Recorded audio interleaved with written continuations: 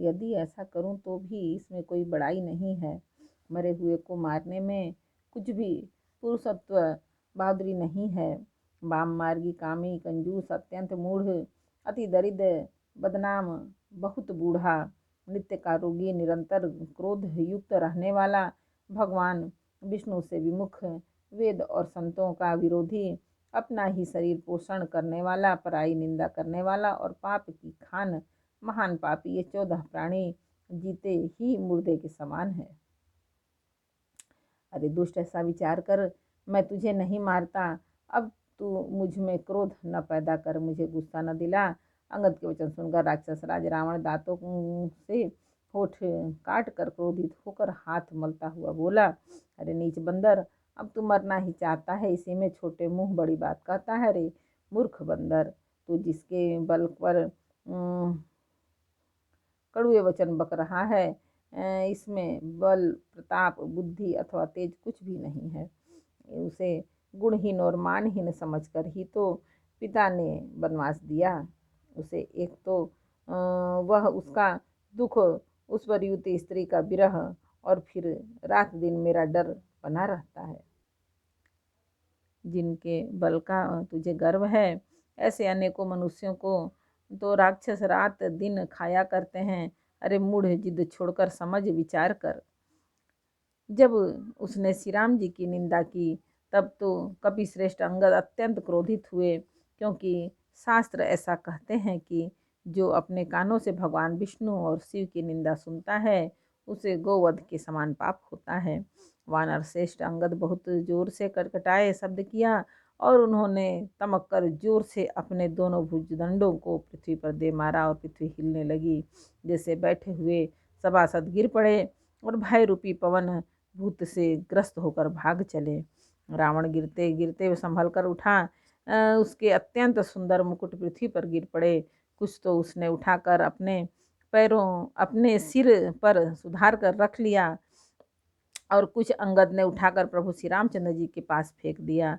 मुकुटों को आते देख कर वानर भागे, सोचने लगे, विधाता, क्या दिन में ही उल्कापात होने लगा, तारे टूट कर गिरने लगे, अथवा क्या क्रोध से रावण अपने 4 वज्र चलाए हैं, जो बड़े धाय से के साथ वेग से आ रहे हैं। प्रभु ने उनसे हंसकर कहा, मन में डरो नहीं, ये न उल्का है, न वज्र और न केतु या राहु ही है। अरे भाई, ये तो रावण के मुकुट है जो बाली पुत्र अंगद के फेंके हुए आ रहे हैं। पवन पुत्र श्री हनुमान जी ने उछलकर उनको हाथ से पकड़ लिया और लाकर प्रभु के पास रख दिया। ऋक्ष और वानर तमाशा देख रहे हैं। उनका प्रकाश सूर्य के समान था। वहां सभा में क्रोधयुक्त रावण सबसे क्रोधित होकर कहने लगा कि बंदर को पकड़ लो और पकड़कर मार डालो।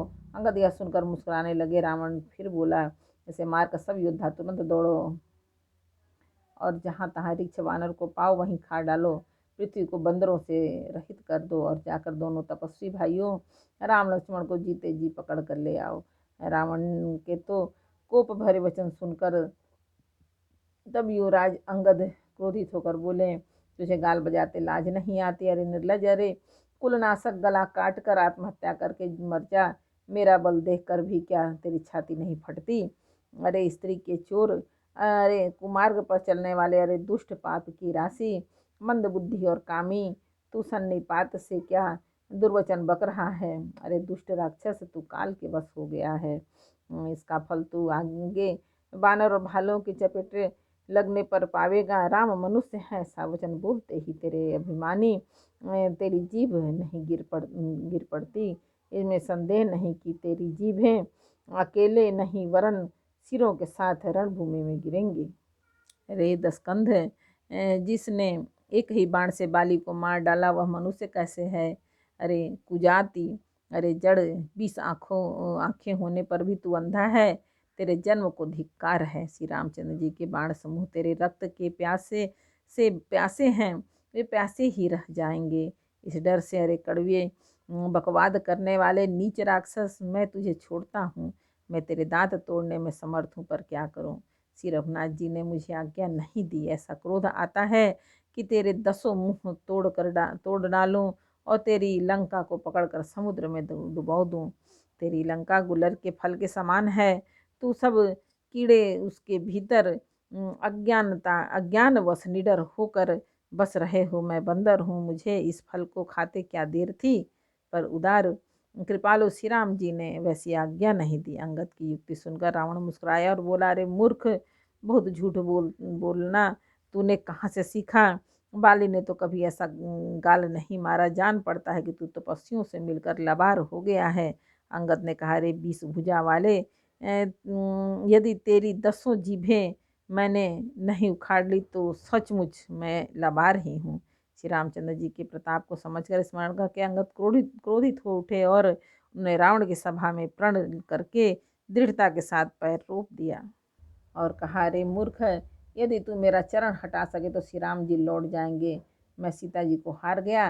रावण ने कहा, हे सब वीरों सुनो, पैर पकड़कर बंदर को पृथ्वी पर पछाड़ दो। इंद्रजीत, मेघनाथ आदि अनेकों बलवान योद्धा जहाँ तहाँ से हर्षित होकर उठे और वे पूरे बल से बहुत से उपाय करके झपटते हैं पर पैर टलता नहीं। तब सिर नीचा करके फिर अपने अपने स्थान पर जा बैठ जाते हैं। काकभूषुंडी जी कहते हैं कि वे देवताओं के शत्रु राक्षस फिर उठकर झपटते हैं, परंतु हे शत्रु गरुड़ जी, अंगद का चरण उनसे वैसे ही नहीं टलता जैसे कुयोगी विषयी पुरुष मोह रूपी वृक्ष को नहीं उखाड़ सकते। करोड़ों वीर योद्धा जो बल में मेघनाद के समान थे हर्षित होकर उठे। वे बार बार झपटते हैं पर बानर का चरण नहीं उठता। तब लज्जा के मारे सिर नवाकर बैठ जाते हैं। जैसे करोड़ों विघ्न आने पर भी संत का मन नीति को नहीं छोड़ता, वैसे ही बानर अंगद का चरण पृथ्वी को नहीं छोड़ता। वह देख कर शत्रु रावण का मद दूर हो गया। अंगद का बल देखकर सब हृदय में हार गए। तब अंगद के ललकारने पर रावण स्वयं उठा। अब जब वह अंगद का चरण पकड़ने लगा तब बाल कुमार अंगद ने कहा, मेरा चरण पकड़ने से तेरा बचाव नहीं होगा। अरे मूर्ख, तू जाकर श्री राम जी के चरण क्यों नहीं पकड़ता। यह सुनकर वह मन में बहुत ही सकुचा कर लौट गया। उसकी सारी श्री जाती रही। वह ऐसा तेजहीन हो गया जैसे मध्याह्न में चंद्रमा दिखाई देता है।